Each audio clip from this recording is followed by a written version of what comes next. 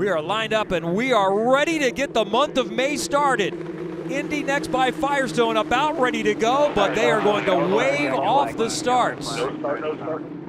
We are told unacceptable pace. Back half is really strung out. They are filed nicely at the front. Green and black car, Matteo Nannini will lead them to the green and will wave this one off again. There was a huge gap in the middle of the field you can see as they just enter the straightaway. Third time will be a charm.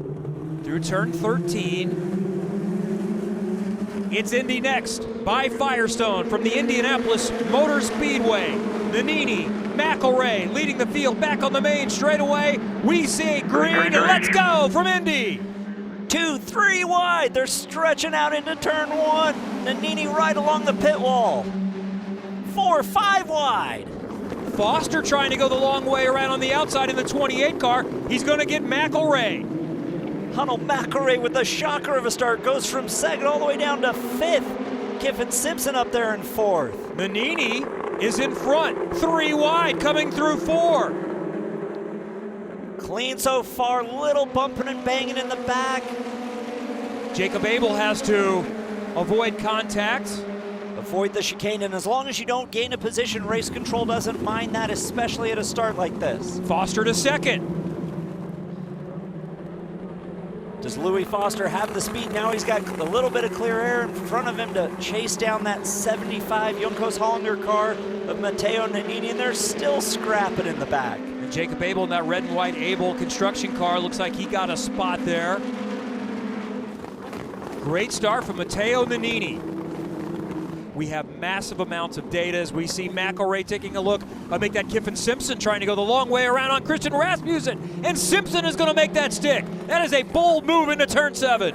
Foster continues to gain. He's cutting about a 10th or so off a lap right now. Inside of a second. If I'm Matteo Nannini, I'm starting to feel that pressure a little bit. I know Louis Foster, championship winner last year from the USF Pro Championship, running that 26 car for Andretti Autosport. They're both rookies, but Louis Foster has some more experience here racing in North America, racing here on the Indianapolis Motor Speedway's road course. Just past the halfway point, it's Indy NXT by Firestone from the Indianapolis Motor Speedway. The month of May and the lead up to the greatest spectacle in racing, the Indianapolis 500. Battle for 4th right now. Look at Rasmussen in the black car, McElrea and green. And here's what happened just a few moments ago. McElrea trying to go around the outside, got up halfway inside and then starts to back out, stays on it, and then they're still at it going into turn 7.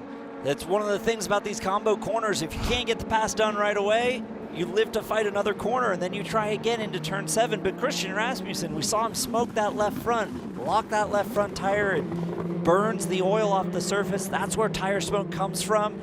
And that'll give a little bit of a flat spot and take some of the grip out of that Firestone tire. That was great stuff, and it was great racing as well to continue with a couple of side-by-side battles on the same lap, and it's brought Josh Green into that mix and made it a 3-wide battle.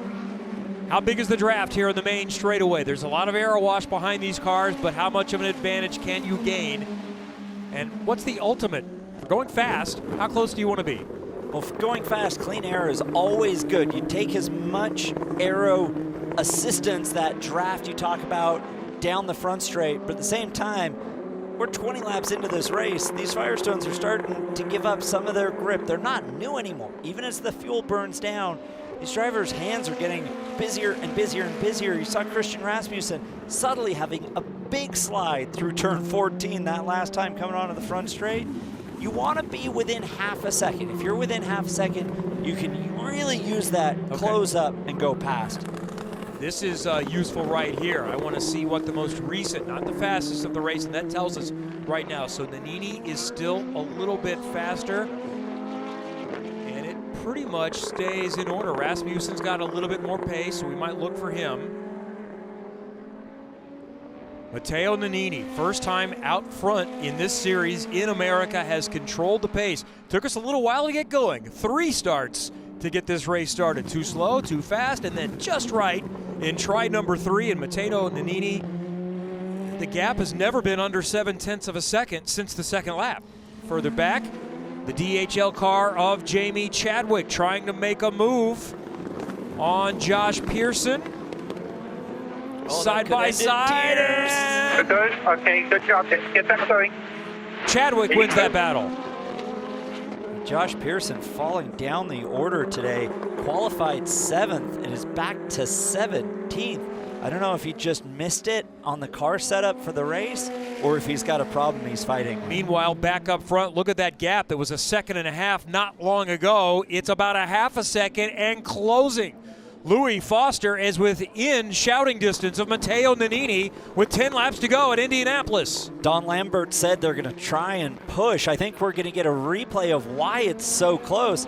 Matteo Nannini giving up some time. Back to Louis Foster in second. Gets on the brakes. Oh, locks the front just a little bit. Slides past the apex in turn 1. We get another view here. You can see him trying to add wheel, saying, I need to go right, I need to go right, I need to go right.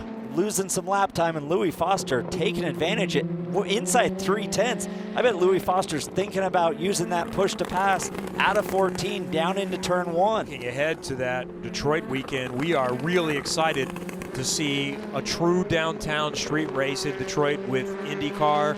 The IMSA Michelin Pilot Challenge Series is also going to be there. Dual pit lanes. Oh, we got a problem there for the number 10 car of Reese Gold making his HMD with Dale Coyne Racing debut. Looks like it was contact. All right. Puncture, is that what the word was? Yeah, and there's damage to that left front wing. Is it actually puncture or no? Because it feels okay now. Oh, he locks up the left front, and the left front has part of the Firestone tire. I think the rubber, because of that big lockup, comes through. I don't know if it's punctured, but it breaks the front wing as well. And that's going to allow Jamie Chadwick to get another position. Here's the battle near up front for 4th. Rasmussen, McElrea have been pretty tied together throughout the day. McElrea had a couple of goes not long ago. Looks like he's within range again here. You can make a pass into turn 12. It's not as easy. Oh, Christian Rasmussen with the big wiggle coming through turn 11. Hunter McElrea trying to go around the outside. Now the inside of 13. Not really where you want to make a pass, but Hunter holds on. They're going to go side by side through 14. We don't see this very often. That Stuck is side by side for the final few corners of this track, and they still go side by side. Drag racing down into turn 1. McElrea in the white car on the inside. Rasmussen needing to go around the outside. McElrea. Rasmussen trying the over-under, trying to hang on around the outside of turn 2, and Hunter McElrea finally clears Christian Rasmussen for that 4th place. The battle that has been nearly 15 laps in the making. Meanwhile, up front, it's as close as it's been. 0.3 seconds for a moment. Louis Foster, I wonder if he's getting information from his timing stand. Hunter McElrea made a pass into turn 12. Didn't finish it till turn 2, but it started all the way back in turn 12. Looked like he got a little squirrely. The rear of the car sliding around more than Louis Foster would want to be able to get that horsepower to the ground through those Firestone tires, close in, and set up a pass on our leader, Matteo Nannini. Here's USF Pro 2000 championship winner is Louis Foster, and he's on the run. He might have a look at him here coming into turn number 7. Nannini will try to defend. Foster bounces to the outside. Nannini still in front. Louis Foster has been setting this up for 15 laps, and when he makes that move, he really wants it to stick. Nannini knows where he's quicker. He knows he's better out of turn 13 through turn 14, better out of turn 10. It's maybe not quite as good out of turn 4 on the run up to turn 7, so he will be conscious about defending where he can. Now, he can't block, he can't move in reaction to Louis Foster, but he can defend and move proactively to protect that preferred passing line. 2 more long straightaways to go. Foster trying to set him up this time for the run down to turn 1. Coming through turn 13. and Foster doesn't have a whole lot. He's got one more chance to use the push to pass. 5 seconds remaining. Does he use it here, or does he use it going to 7? His team's calling it for him to use it if he's got it. He's on the button. See if he can drive up. It's not. He's trying to fake out Matteo Nannini. Great composure from that young Italian driver of the 75 car. Nannini holds him off. This is the last lap at the Indianapolis Motor Speedway. Foster takes a look inside that time. We've seen moves made in places where you normally cannot make moves on this track. One more passing zone that's straightforward to come, and this is it right here. Heading to turn 7. Both are out of push to pass. Foster trying to find a way around. Nannini trying to protect. Nannini stays in front. The last good opportunity. It's not quite as good as 7. Is going to be into turn 12. Louis Foster's got to be thinking about the exit of turn 10. Nannini's been strong all day here. Pulls out a gap, 3/10. Now he's thinking about what he's got to do to get through 12, 13, and 14 cleanly to hold the win to the line. Young Brit Louis Foster is trying to force Matteo Nannini into a mistake. That's the only way it's going to happen. He's still within range, a couple of car lengths back, but just a couple of corners to go. Matteo Nannini has gotten back on the main straightaway, and the teenager from Italy has won at the Indianapolis Motor Speedway. Matteo Nannini wins at Indy. What an incredibly composed drive from Matteo Nannini. What a great result to get your first Indy NXT win at the Indianapolis Motor Speedway. You couldn't write a better story for that young Italian driver and the Juncos Hollinger team as well.